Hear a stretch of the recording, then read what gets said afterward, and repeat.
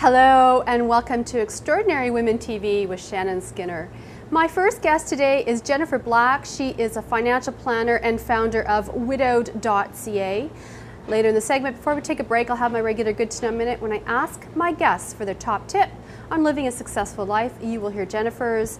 In the second half of the show, we will be talking about treating illnesses using plants. So stay tuned. So Jennifer Black is the founder of widowed.ca, which is Canada's free online resource for widows, widowers, and their loved ones, providing information about government benefits, grief support, professional services, and more to help people cope with the loss of a spouse and partner. Jennifer Black, welcome to the studio today. Thank you, Shannon. Nice to have you here. Now, before we talk about widowed.ca and financial planning, you are very active with sports. I know this is something that's very passionate about you. You have two daughters that you shuttle to and fro between events, and when you can, you squeeze in some, tennis. I think is very important for you. Yeah, I started playing when I was about 7 years old, and really never looked back. Continued to train hard, and was actually able to secure a full scholarship to the United States for university, and I was nationally ranked and then internationally ranked as well, and also tennis player. Yeah, and also started to play some professional tournaments when I got injured, and subsequently came back to Canada after completing my university degree at University of Nebraska. And that's when I got started in the financial planning industry.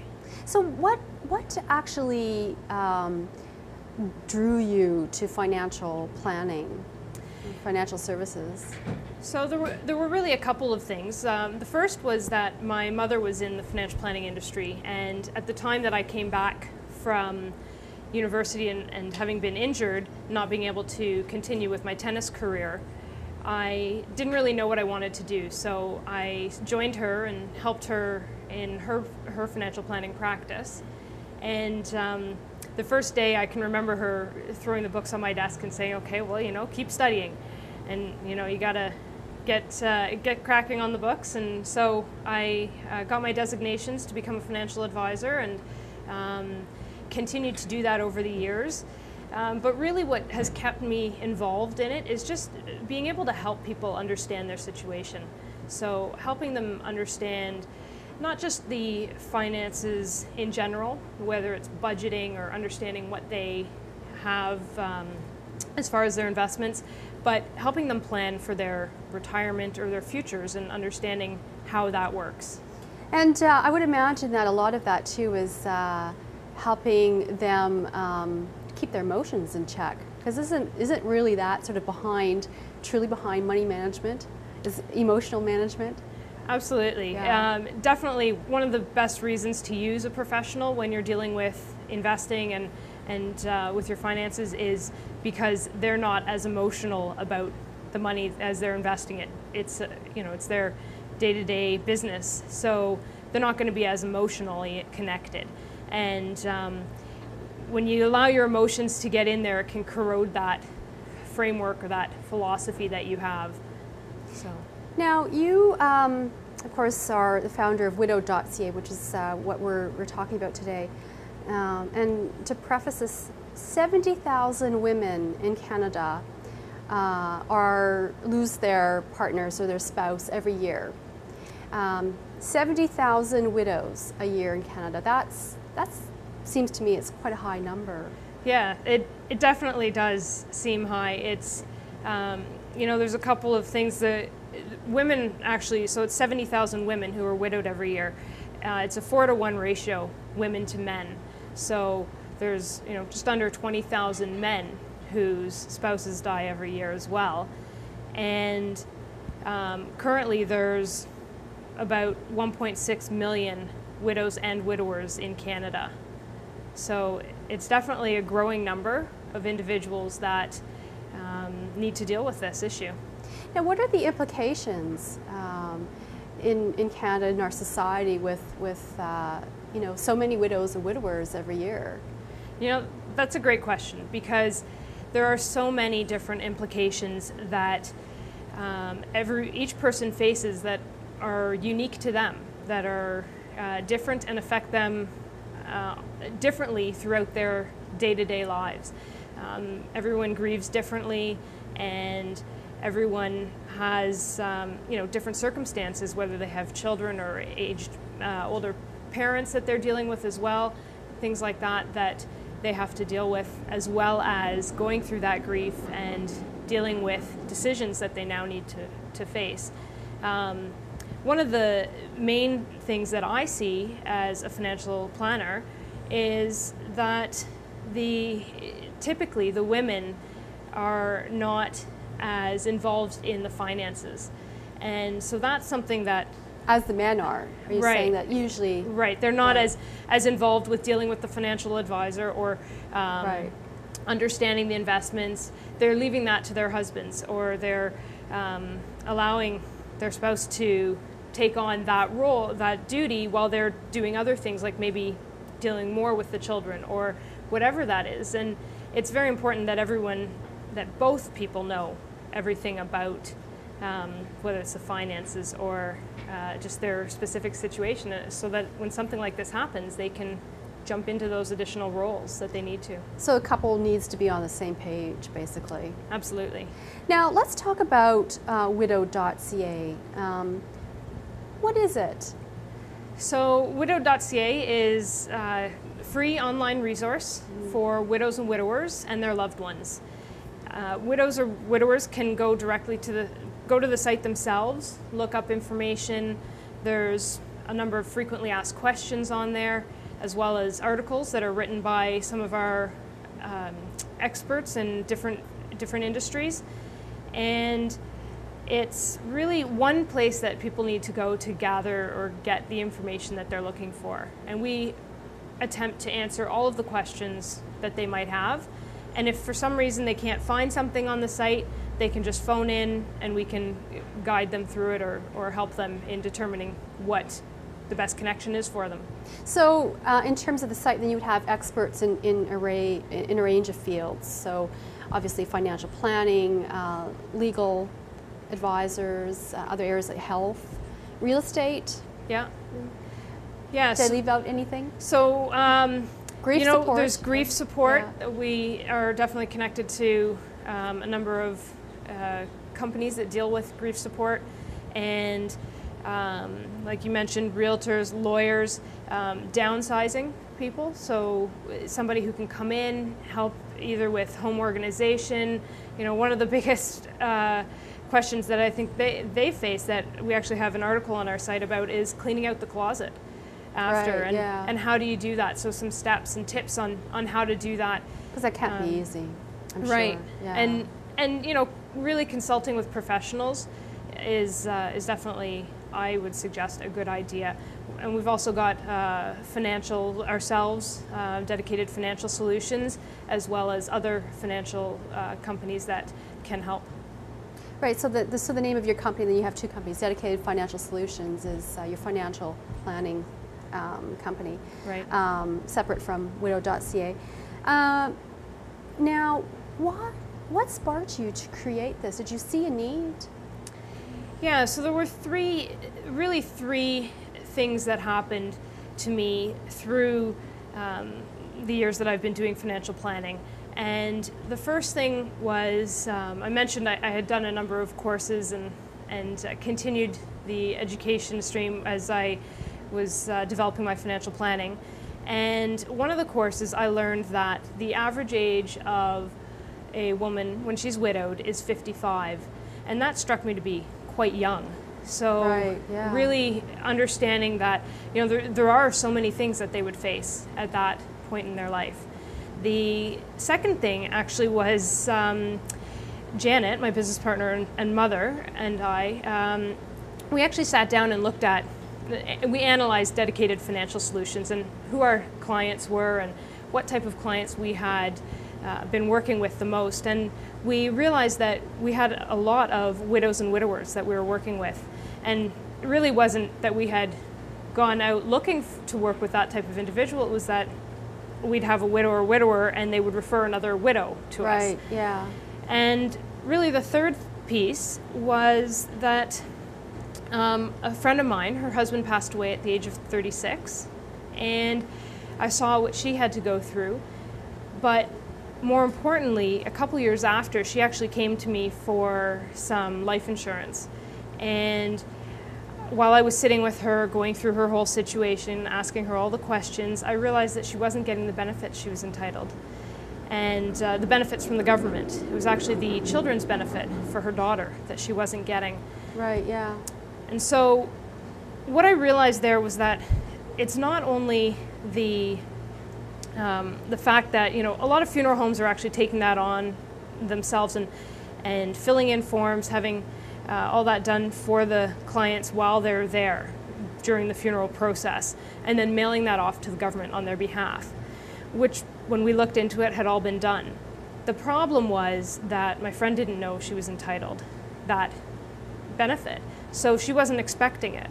And when it got to the government, it was just put in incorrectly. There was an error in the processing, and because of that error, she wasn't getting the benefits. So if she had known that she was entitled, she might have been able to catch that mistake. But because it was a government error, they did backdate the full 2 years, which they would only do 1 year. So it worked out that, you know, she didn't miss out on anything, but over those advantage, yeah, right, advantage, right. But over those 2 years, it would have been much more helpful if she had been receiving the benefits as she should have been. Right. So you saw a gap then. Yeah, and I wanted to make sure that people actually knew what they were entitled when they were ready to hear the information. So if you're sitting with a funeral director and you're being told that you're entitled money, but your spouse has just passed away, you may not hear that. Yeah, you're not really in that sort of state to hear. Perhaps you're really grieving. Absolutely. And not, you know, not absorbing all the information that is being thrown at you at those times. So there really was a need. How do you choose what sort of experts you pull into the resource, into the site? So a lot of the companies that are listed on the site, we've gotten through word of mouth. I did a number of focus groups with widows and widowers that, some who had been widowed maybe 20 years ago when I was starting the site initially, and just asking them, who did they use, what is it they used that they felt was very beneficial, and what do they wish they had had help with. And then a number of them would provided us with some names of individuals who they had used that they felt were reputable companies and had really helped them. And we started there, and then just developed through speaking to people and talking to individuals to make sure that they are trustworthy and we are willing to promote them to somebody who's been widowed. Now, Jennifer, we're going to take a quick break, and before we do, I've got my Good to Know Minute, and I know that you've got a great tip for the viewers. Yes, my success tip is that you shouldn't be afraid to ask for something. So if you want something and you're afraid that somebody's going to say no, you should still ask, because the worst they can do is say no. And if you don't ask, then you're basically guaranteeing that the answer is no. Well, thank you so much. We're going to take a quick break, and when we come back, more with Jennifer Black, financial planner and founder of widowed.ca. So stay right there.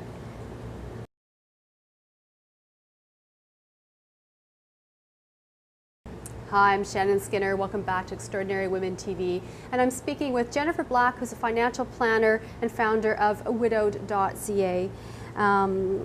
Jennifer, what is the first step that, from your background, the first step that someone should do financially when they lose a spouse? What should be the first thing that they actually think of? I mean, obviously there's a time of grief. Perhaps thinking of finances is not really going to be the top of mind immediately. But when it comes time to start thinking about finances, what is the first thing that they should do? So the first thing they should do is consult a professional. Making sure that they are consulting with somebody who they can build a relationship with, or they have a relationship with, or somebody that they're comfortable with. There's an interesting stat in the US. 70% of women whose spouses pass away will change financial advisors within the first year.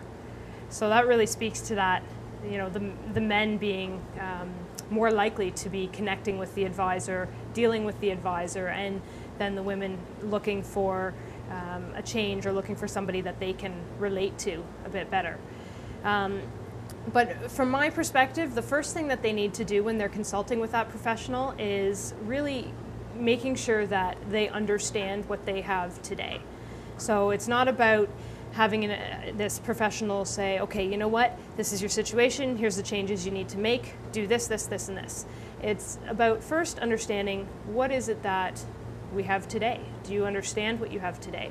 There's a number of cases that I've dealt with where the individual comes in never having dealt with the finances. Not only that, maybe never even having had to write a check. So just taking them through those steps and educating them on, these are the investments you have today. This is what this is.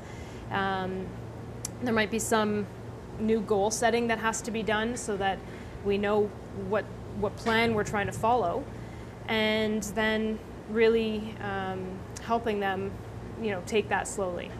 Right. Now, for your client, you say that women will often, you're seeing them change financial planners. Mm-hmm. Is that a shock to you?